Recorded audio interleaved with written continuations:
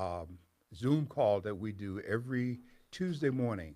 All you have to do is call the Voice and Viewpoint and leave your email address, and you will be added to the list. So, Dr. Thompson, thank you for this opportunity as we get into a new year.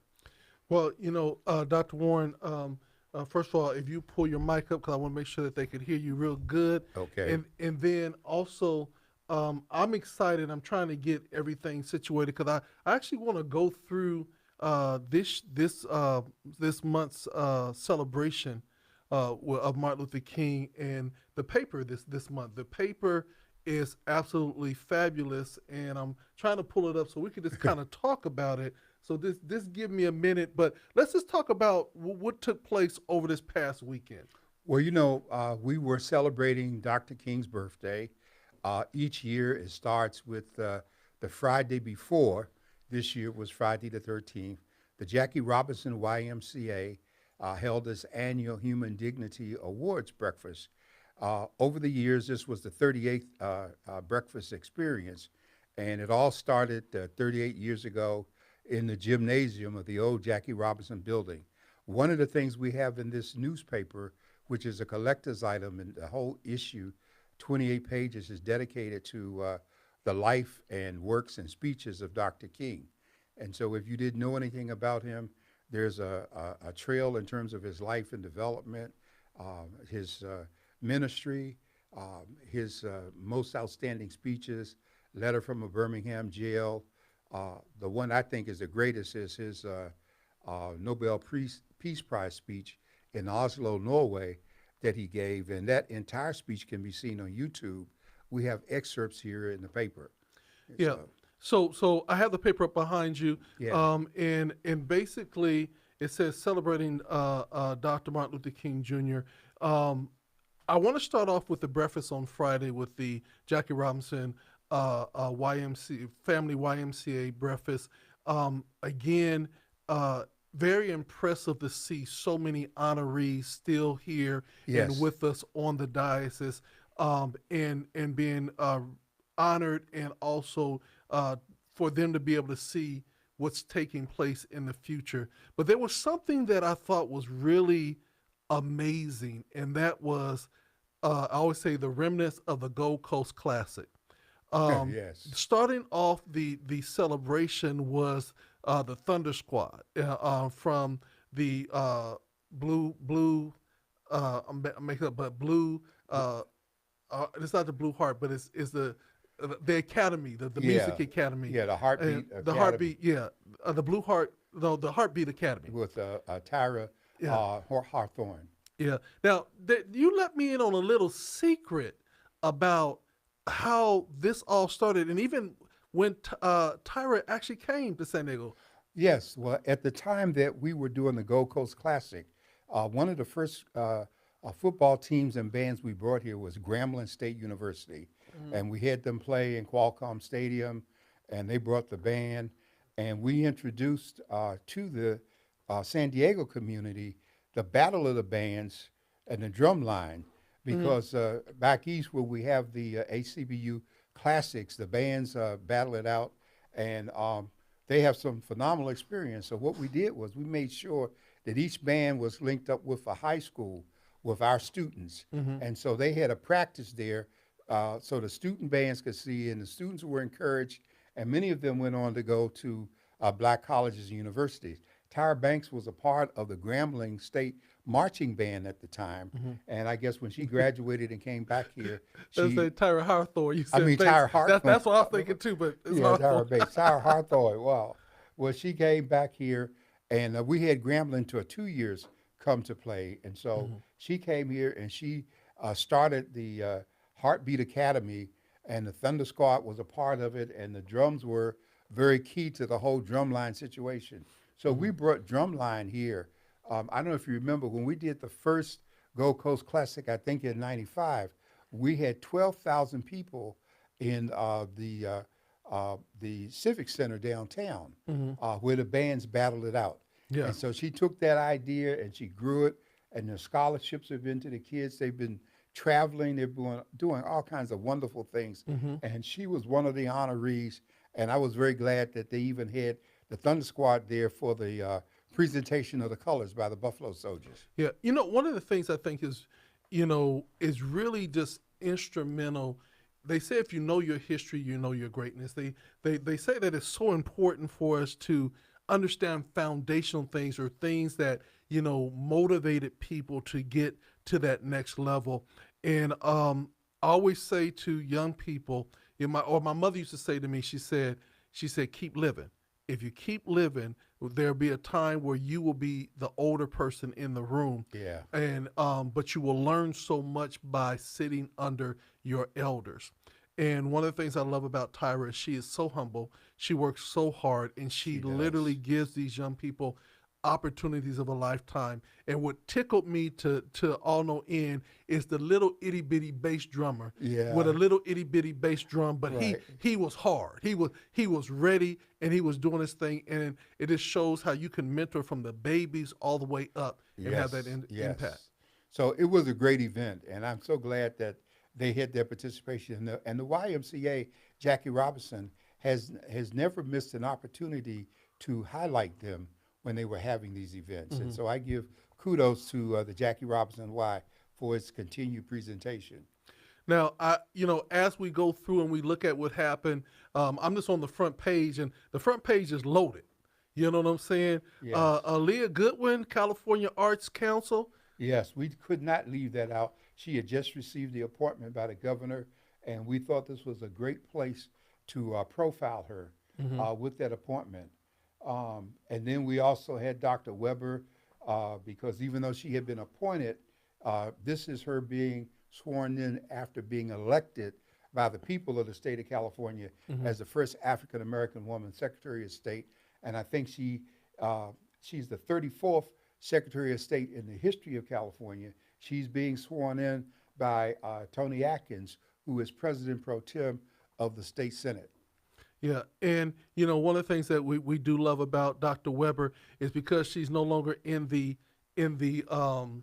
assembly, she Right. can actually be home and actually be a part of the celebrations And she's here in moving San Diego. around the state. But this page here, this is from the San Diego Unified in terms of their presentation. And I thought it was important that they did this and did the team and the work. And Dr. Lamont Jackson was very instrumental in getting him to make sure they did this. Yes. And we also see the unions are starting to step up. But just look at this spread, man. I mean, you know it because you're the publisher, but look at how beautiful this spread is and what a historical piece. Well, on the one side, you got the biographical overview of Dr. King's life, and down at the bottom there's that picture of him on the mall. And as I was telling my staff when we were putting together, I was there. I was 17 at the time, and on the left-hand side, where the blue writing is, the trees there right up to the Lincoln Memorial, I got there early and climbed up one of those trees, and I had a cool shade seat for the whole event. So Wow. I never forgot that. So Well, you was doing biblical things. Zechariah. You was like saying, hold on, let me climb up in this tree. Yeah, I thought about him. That's what made me do it. Okay. All right, so we're gonna go to the next page. We got the excerpts from the I Have a Dream, but it was important that people understand that the speech was about more than a dream. It was about America having given us a bounce check, insufficient funds, and that was the beginning, and that was the impetus for the gathering, calling America to make this check well. I like also the fact there on the lower part there, you have the Point Loma University, Nazarene University ad there, and that's important because when Dr. King came to San Diego, he spoke at Point Loma, and they usually do a presentation of that film of that particular occasion and the people who came out for it. So it was important. And then you see the historic speech, San Diego speech that he gave, and again you have this crowd shot of the people on the mall. And the interesting thing about those people there, Dr. Thompson, and I share this with young folks sometimes because we've seen a lot of marches on the mall, and we've seen people come and get in the pool there, the reflection pool, and all of those things which they want to do. That you notice that picture. None of the people there did that, and they came in their Sunday go to meeting clothes, and the ladies with their hats and their white gloves and their heels, and they marched all that distance in that heat, dressed like that because they felt how important it was. And I think the next most important thing to this picture was when they filled that mall for the inauguration of President Barack Obama, where some of those people who had been alive at this, they had lived to see what they thought would never be possible in this country. And one of the things about it, which is so important, they filled this mall without a big screen, without social media. That's right. Without any of the technology that we have today. And you know, in the Bible it says that it says, "In greater works shall we do." Yes. The reason why we are even more so to be able to do greater works is because we have the technology that we could literally minister here and hit countries all over the world and allow the word of God to go forth. So when we see this type of commitment, and that was a greater work, and now what we have, and sometimes we don't get the same outcome because we become, for lack of better words, sometimes technology can make you lazy and you just want to sit at home versus get out and be a part.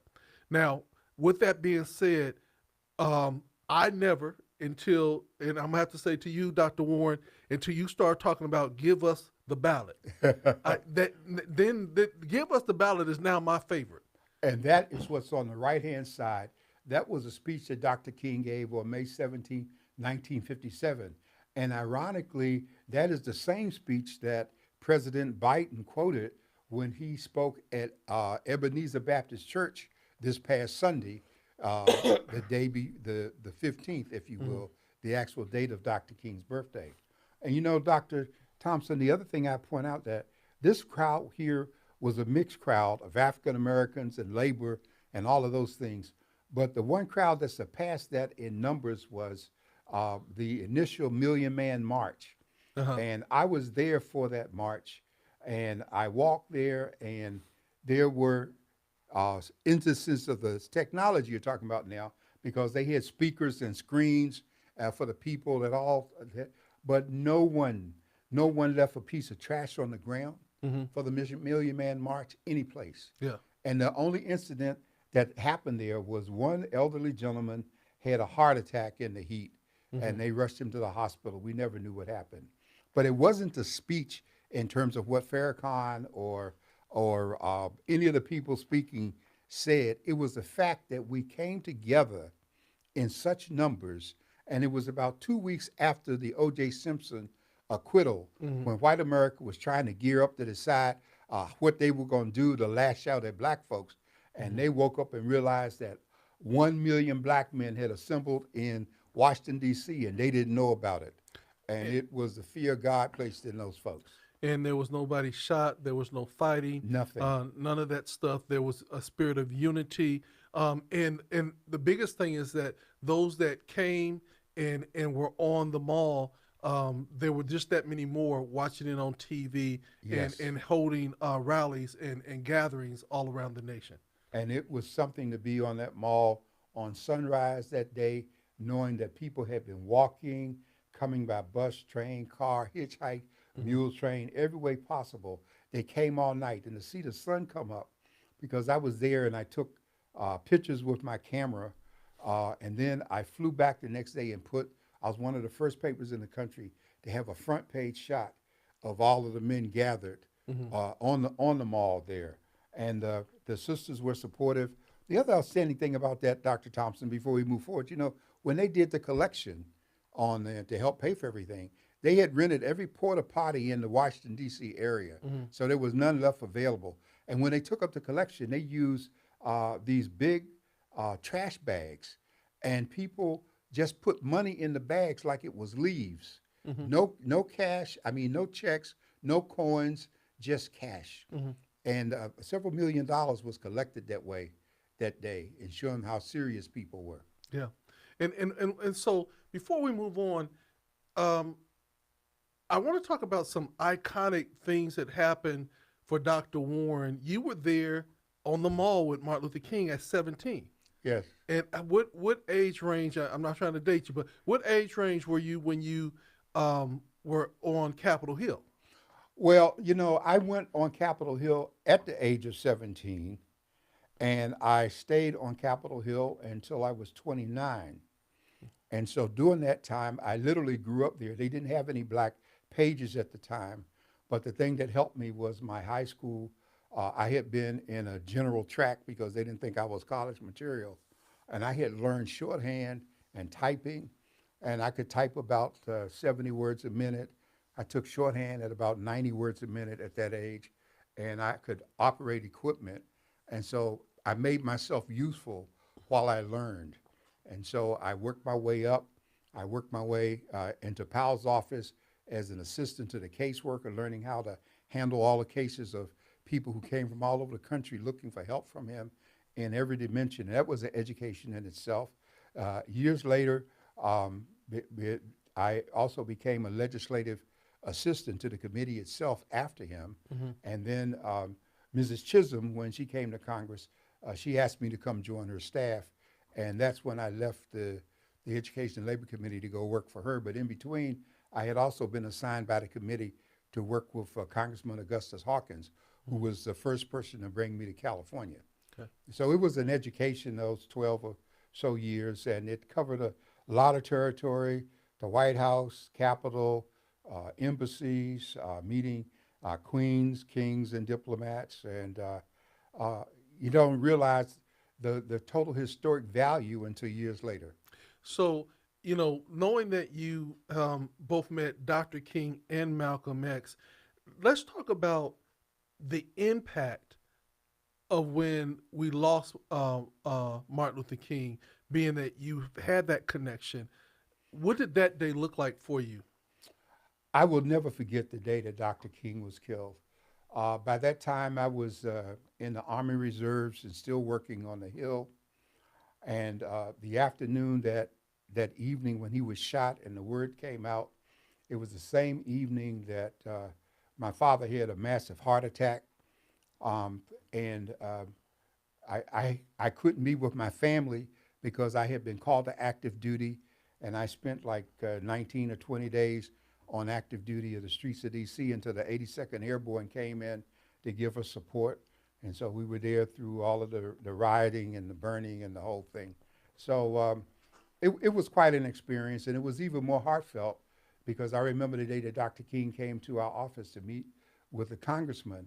And I also want people to understand something about black folks in those days. When they were trying to put this march together, not all black leadership was in agreement. The Big Six, there was all kind of arguments and back and forth, and who's going to do this and who's going to do that. And, late Congressman John Lewis, they didn't really at one point want him to be there on the program. And he had done so much and almost died in the midst of what happened. And he shocked people with that speech. So it's a lot of history is sanitized when you just get glimpses of stuff and you think everything was sweet and easy and why are we having difficulty? They had the same problems in those days that we have. They just didn't get broadcast or glorified as things do now. Yeah. So, I always say that it's so important. We have so many phenomenal leaders and so many phenomenal elders that literally were there on the mall, was there when Martin Luther King was assassinated, was there with the Million Man March, and then was there when Obama got inaugurated. So Yes. we're taking these full on strides, and to be able to live to that day that we see this, and then the question is the dream still alive? So I'm gonna go to the next page. Let's talk about this. Well, here, we have Congressman Vargas doing his salute to Dr. King. But we have on the left side and a carryover to the right, the letter from a Birmingham jail. And Dr. King modeled, I think, the idea of this letter behind the letter that Paul wrote, which is the Romans, the book of Romans in the gospel. But Paul wrote the Romans not while he was in jail in Rome. He wrote Romans during the 3 weeks he was in Corinth before he went to jail. He had never been to Rome, and their church had been established there. And so he spoke of how much he wanted to look forward to seeing them, and his presence was to raise some money to continue the support of the ministry. In this instance, Dr. King had been accused by a number of white Catholic, Jewish, Protestant ministers about the position of him being involved as rigorously as he was in this. And he took, while he was in jail, he took scraps of paper, he took toilet paper, he took paper bags, anything that the people in the cell could find to get him to write on. And he wrote this speech, and he wrote it in pieces, and he numbered the pages, and they rolled it up, and they smuggled it out of jail. And then it was typed up and presented. So this wasn't something that he just sat down with a dictaphone and a cup of coffee and made a speech. That the speech represented something that was responding to outside forces under extreme circumstances, since he was in jail, as you see in that picture.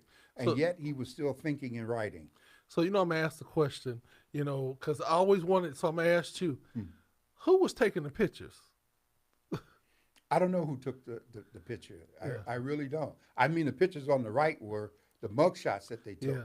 And there were a number of different photographers from magazines and newspapers that were flooding to the South to be in on this, because after the murder of Emmett Till, white consciousness was aroused, and people wanted to know. So it's just like seeing the picture on the cover of Life magazine of Mrs. King in her widow's thing Yeah.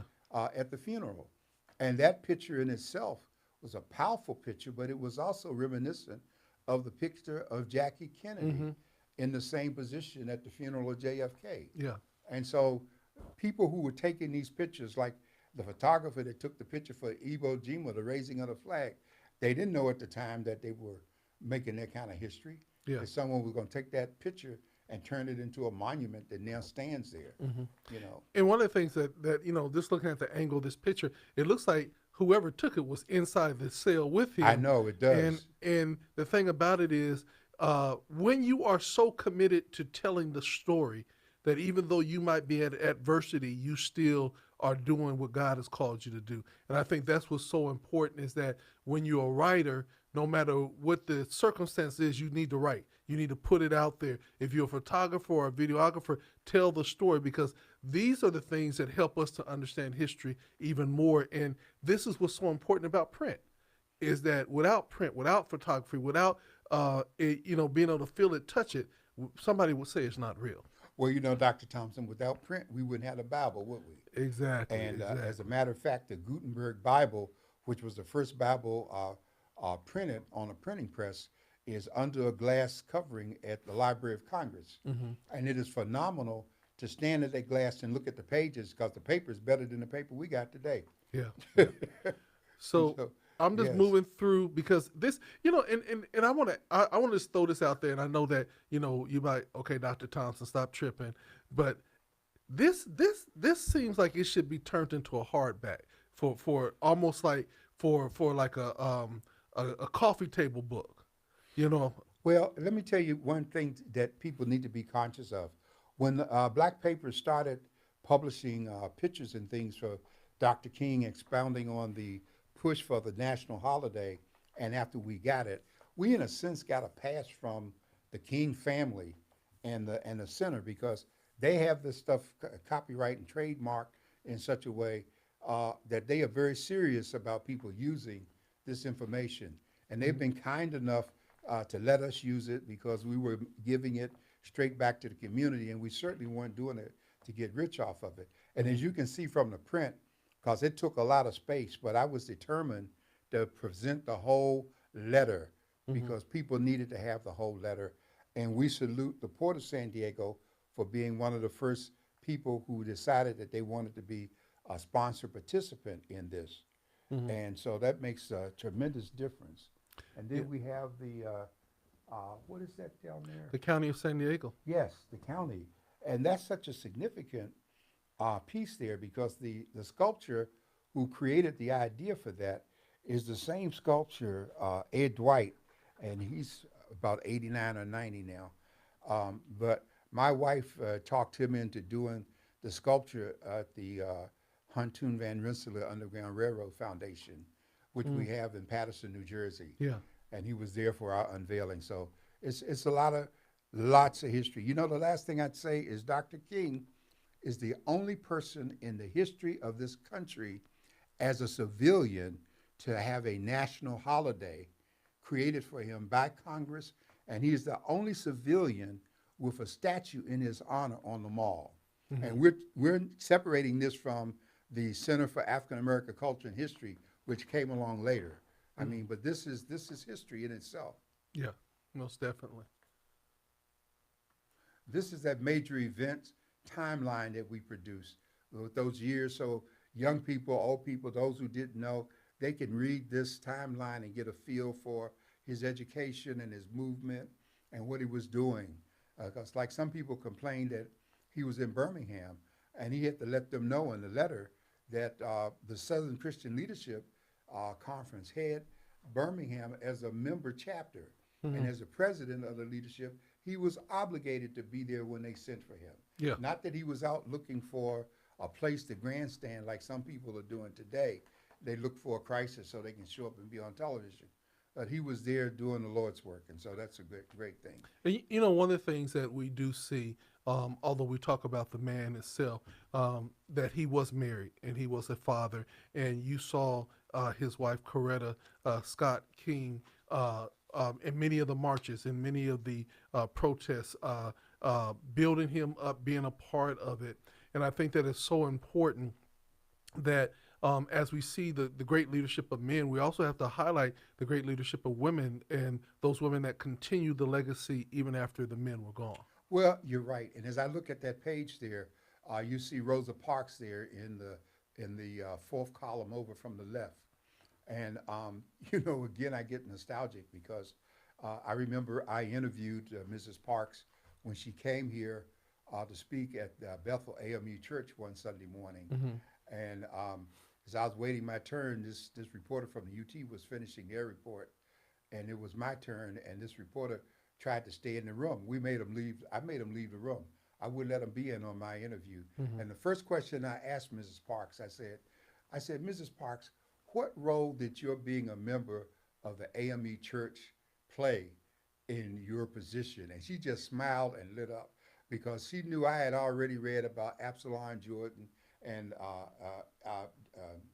not Jordan, but the guys, the two that started the African Methodist Episcopal Church. Hmm. And they, to this day, are fighters. And if you really want to get a sense of this church in all of its glory, there are two cities you should go to and visit the AME Church.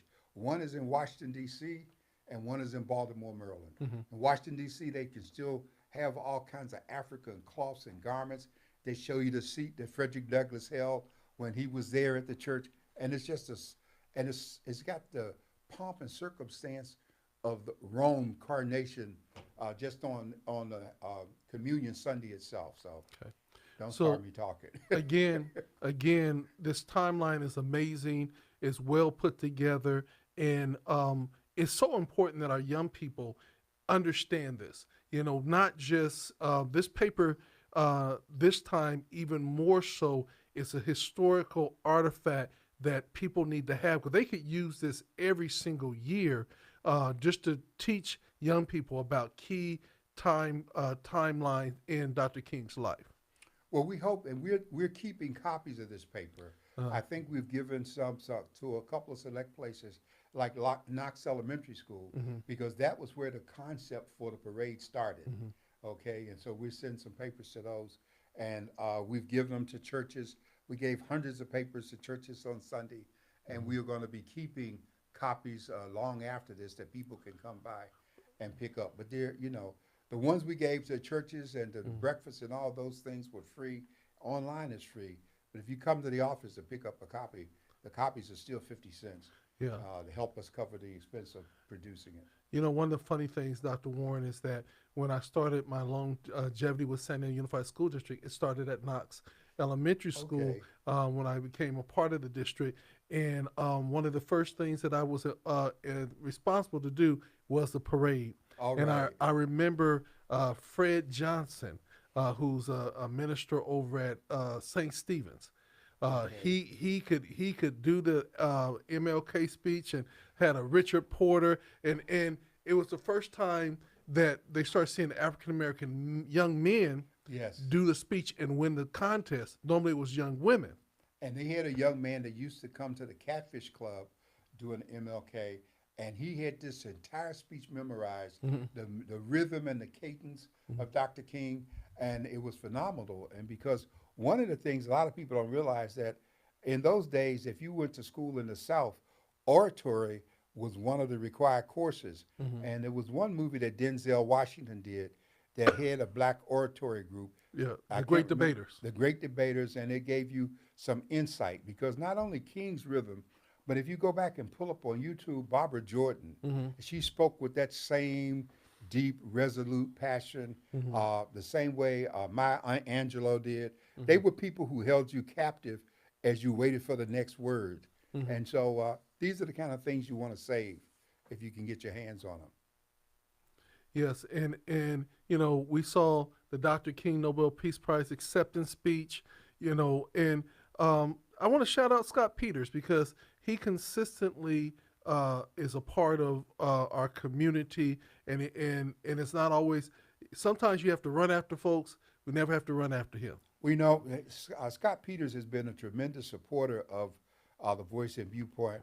I've met with him in his office in Washington when I've been there for legislative purposes, and I've met with him in my office at the Voice and Viewpoint, where he's come out and sat, and we've had long conversations. And his district was realigned based on the last census, but he came out of it okay. And he's really committed. He has time. He was at the breakfast on Friday. Had a chance to chat with him there. And so he was one of the first people to come in. But I think that if you read the excerpts of this speech, because I couldn't get the whole thing there, I would encourage you to go to YouTube and pull up the Nobel Peace Prize speech of Dr. King, and you will experience what I think is one of the greatest moments of oratory that's recorded on film. And he didn't just speak about the black people or America, but he spoke about humanity and the importance of peace in terms of humanity. Phenomenal speech. Now, this is the thing that I really like that kind of like, if you don't know, now you know. You have 8 intriguing facts about Martin Luther King Jr. And the first one that I personally like is Martin Luther King Jr. was born with a different name.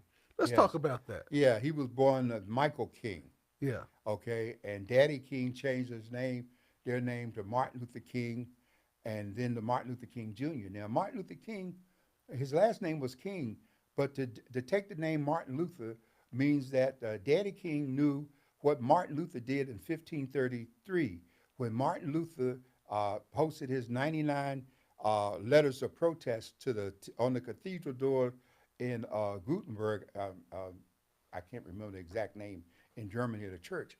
And he was almost excommunicated for doing that. The people pursued him, and people hid him, and they tried to kill him. But his 99 letters of protest are responsible for us having a Protestant church today, as opposed to the whole world being locked in to Catholicism or Islam. So Daddy King was an educated person, and he saw the power of naming his son after he legally changed their names and named him Martin Luther King Jr. And it could not have been more fitting, because I don't think another man has had the impact on the world in terms of the social order since 1533, when Martin Luther did. And here we have this king, this Martin Luther that comes along over 400 years later. Yeah, because I don't know if Michael King, it might have been too close to Don King at the point. I don't know if Michael King would have worked. No, but I think Martin worked better. Yeah, and then so he had an arrest record, and normally when a black man has an arrest record, there's not too much he can do in the community. But he was arrested over 30 times. Yes, he was. So many of the times was in protest, but separate from the arrest that he had in the movement, because I think King understood something that St. Augustine had said way back when. And I think that St. Augustine was a black monk, and St. Augustine had made this statement in his writings. He says that when the laws of man conflict with the laws of God, the laws of man must prevail. Okay? And so King was a living personification of that. He not only had studied him, he had studied Gandhi, and Gandhi was a Hindu who was educated as a British lawyer and went home and adopted the attitude of Christ and donned those clothes and did the nonviolent protests that led to the liberation of India from the British rule. And later we now have, after he liberated, of course, like Jesus, he was betrayed and killed by his own, and India split and became India in terms of one element and Pakistan in terms of the Islamic element. So King had received his PhD in theology by the time he was 26. Okay, kind of remind you of someone here in San Diego. Yeah. When Dr. Weber got hers about at the age of 26, I think, from Yeah. UCLA. And so he was educated, and he didn't have to take the road that he did. But we're now all grateful that he took that road. Yes, yes. And so there are several things that we notice about this paper, but more than anything else, it's a celebration of the legacy. And I believe that San Diego did an amazing job this year in the celebration. Well, that's all why we also, in this section of the paper, we have pictures from 2014, 15, 17, 19, and And 20. 20. But I don't have pictures here. But we were probably the second black family to ride in the Martin Luther King parade. And this story here, parade history, was written by the late Dr. Robert Matthews, and it explains because so many people complain about why is a parade downtown and not in the community, and it explains the history of going from Knox to going to 47th Street to Imperial to Euclid The to skyline, Logan, and that whole first thing. And not only was that the route for so many years, when Jerry Warren decided to do Gold Coast Classic, she adopted that same parade route. And a lot of things hadn't even been built that they were marching past vacant lots on Euclid. That's now, Kings Row. And so this was an important scene here. The parade was moved downtown because before the King holiday and people were protest, in every city in America, if a parade had any significance, it was on Main Street. And so to put the parade on Broadway was one of those statements that moved toward getting it validated in the true sense of parades. Of course, after we went to Broadway, then they moved everything. But I'm very glad that my family, my entire family, my wife and our two kids, we all had horses. We dressed Western, and I thought it was crucial for the little black kids there to see black kids like themselves on horseback, because otherwise we grew up only seeing white folks ride, and that made a difference. And one of our members, Joyce Galarosa, I remember her husband bought her a stagecoach, and she drove her stagecoach in the parade. So, I mean, we had a lot of great moments going back to that time. The Skyline Riders were the first to appear in terms of black cowboys, and you have to go to L.A. now to see black cowboys on horses in parades. I like when you guys used to have the fringes, the little what are those things called that little tassels? On the sleeves, yeah. The formal Western wear. Yeah, we all dressed like that. We rode those. I wore my 6 guns and carried a flag and had saddlebags that we weren't supposed to, but we tossed some papers to people along the way. And the kids had a lot of fun with it. It's interesting that now that Chida's grown up, she misses the horses, but she was one of the first ones to get her own horse. Yeah. And when Charles came along, it took a while before we could get him convinced to get up on a horse. Yeah. And so he finally did. So it was fun. The kids grew up, well, each of them grew up with their own horses and riding, and it was a good experience for them. And I missed that part of the parade. Before on this pass here on this back page, we are now preparing a month from yesterday for the 63rd annual gala for the Voice and Viewpoint, and we have a unique situation this year. The theme of it is our voice, our history, our legacy. And it's going to be on February the 17th from 7 to really about 8. They have 7:30 there. And it's going to be limited in-person seating Mm-hmm. because of the pandemic. And so those seats will go first come, first serve. Mm-hmm. It will be streamed live for everyone else at no cost. Mm-hmm. Because of just being there. And this picture on the back is significant because it shows you how newspapers were put together back in the day that we had black press. And this is an important year because this year the black press in America in March will celebrate 196 years. Yes. And we've been in existence 63 of those 196.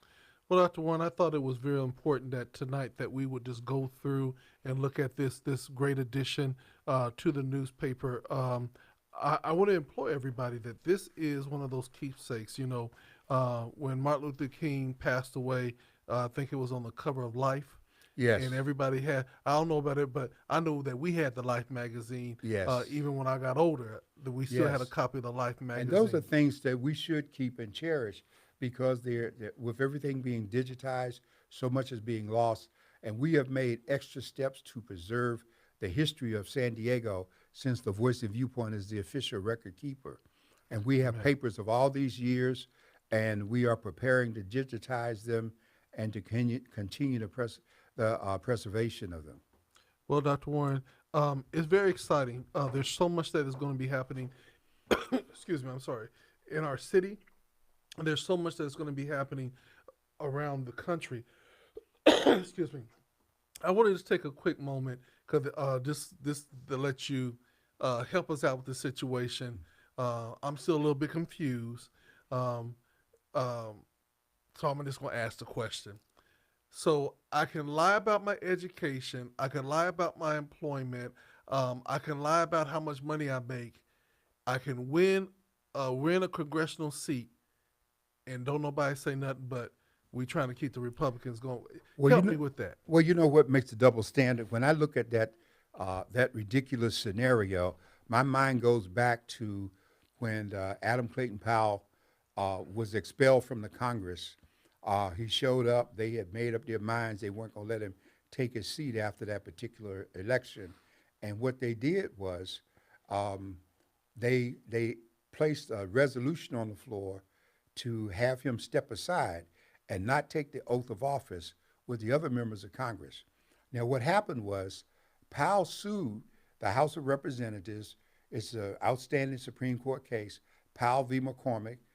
John McCormick was the Speaker at the time of the House. And the lawyer that represented Powell was Herb Reed, one of the old scholars at Howard University, who also worked with Supreme Court justice, and they just did a lot of things together. He took that case, and he won that case before the Congress. And while the case was working its way through the courts, the people in Harlem held another election and re-elected Powell and sent him back anyhow. Mm-hmm. Now, all of that's significant because in the case of George Santos, they could have said, we can't have him step aside because the Powell case says that you can't have a person set aside duly elected by the people. But the difference is that the people and the Republican Party in the area where he was elected, they have called for his resignation. And the question is, will they do a recall before he goes to jail? Now, he is hanging in there because the speaker he only got a 4-vote margin. Yeah. And if you lose him, he's in trouble. He's already sold everything else that he had to all the radical Republicans, and the crazies are going to be using time to investigate everybody and do everything except vote the way they should. So I think that he's in trouble on a number of fronts. I think the feds are going to come after him for filing false documents with the Federal Campaign Practices entity. The people want to extradite him to Brazil for a fraud case. Mm-hmm. He's reportedly got ties to the Russian oligarchy, and they think that's where the money came from. And he's taken a position. He misrepresented being Jewish, so the Jewish people in turn against him. The Republicans in turn against him, and he's drawing a check. And what was so significant about the 15 votes that it took to get McCarthy in, that until he was sworn in and there was a speaker, nobody was getting paid. Hmm. And so all of them were there without a check, the members and their staff. So more than just getting the speaker, they knew they needed to get their money. Okay. And so there's a lot of history there. And a lot of us not going to pay a lot of attention to it, but we should, because our eyes should be on who we're going to send the next time. If California had stayed true to being blue, we would not have had those Republicans in the northern part of the state that got elected to the Congress that helped make up that narrow margin Hmm. to give the House to them. So, with that being said, I want to stay in D.C. Okay, now they're investigating Biden because he had confidential, top secret things found in his office in his home. Um, what's the difference? Well, I think there's a big difference that, first of all, we got to understand that the president does not pack his personal papers. Mhm. And at some point, they're going to have to find who was the person that packed these things, because the person that packed them knew. And there was no reason for him to go and look through. I mean, this man had been vice president for 8 years, and he'd been through all of these movements. Now he's moved to the White House. So why would he think that? And he had to be in on the briefings as vice president. He is on every briefing. And that was one of the concerns they had with Trump, that they didn't want to leave anything in his hands because his attention span was only about 30 seconds. And so I think that they did the right thing, notifying the archives. His lawyer's not letting him look at it. They're going to see through all the things to see if others. And I believe somewhere somebody made a packing error. And if you've been around Washington, when it comes to the changing of the guard and old people moving out, new people moving in, it's hectic. It's crazy. I mean, because they're on timelines to get stuff back, to get it out the building, to get the new stuff in, and just do all those things. That's different than Trump lying, stealing, procrastinating, and refusing to help, suing, trying to do stuff as if it belonged to him. And I think the special prosecutors are going to make the case when it's over. Okay. Well, as we can see, the United States, in my opinion, we we are in trouble because the morality of our nation is going down each and every day. And if we don't hear anything else, we need to turn back to God, and we really need to trust Him and lean on Him, because now, right now, I feel like it's just anything goes as long as it sells on social media. Anything does go. And I think, unfortunately, we don't read as we should, because history shows us that great civilizations that have collapsed, uh, the majority of them collapse from within. And this is the same kind of decadence when people are lying and dishonest and no longer, they don't want democracy anymore, because democracy means that the little guys get a say so. And so now the true colors of folks are coming out in terms of they would rather destroy the country than share the country. And so, Dr. King said we might have come over in different boats, but we're in the same boat. Well, these people saying we might be in the same boat, but we want to sink the boat anyhow, rather than have it make it to shore. And let's not forget the inscription in New York Harbor on the Statue of Liberty, a gift from France. Give me your tide, your weary, longing to be free. And at the same time they were making that statement, they were doing all kinds of discriminatory acts at Ellis Island, which was the point of entry. So America has been built on hypocrisy, and I'm glad the 1619 Project documentary is being made available now. And I know everybody didn't read the book, so maybe you can sit still long enough to watch the documentary and appreciate the work of Nicole Hannah-Jones, who fortunately, after being dissed by the New York Times for her work, I'm so glad she has been made a department chair at Howard University and greeted with the respect that she deserves. And so it makes me proud to be a Howardite, be in the same class with them. Well, Dr. Warren, we have exhausted our time. We have talked about many issues. We know coming up in the future, we're going to be having several guests that are coming on, and we're going to take even more of a national platform here at From the Desk of the Editor. Any final words, sir? Yes, I wanted to say that in the future, we're going to be kind of dividing the program between the national and the local. We know that people are just settling in, being sworn into office again, but we're going to start promoting and inviting more people to physically be in here as we expand. I've already made some arrangements nationally for our program to be added to the national broadcast output of the NAACP. I mean the NMP. NMPA, the National Newspaper Publishers Association. Yeah, so we're really excited, and you all stay tuned. I know that you see that the place looks a little bare, but we're just moving in. Pretty soon there'll be multiple cameras in here, a different look, more lighting, and the show will get better and better as we go in and we build out this new facility.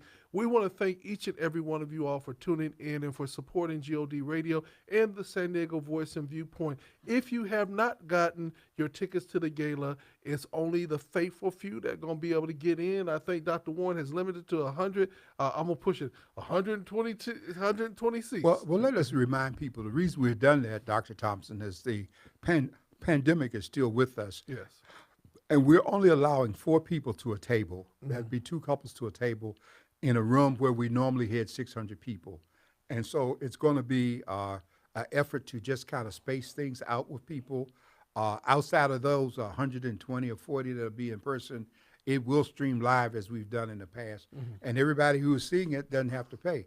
So it's a question of, do you want to be there for the entertainment and the red carpet and all of that, which we'll televise? And if you're there, you'll get a chance to be on it. Well, Dr. Warren, thank you so much for your service. Thank you so much for letting us take a walk down history lane with someone that actually was there and witnessed it. Until next week, this is from the Desk of the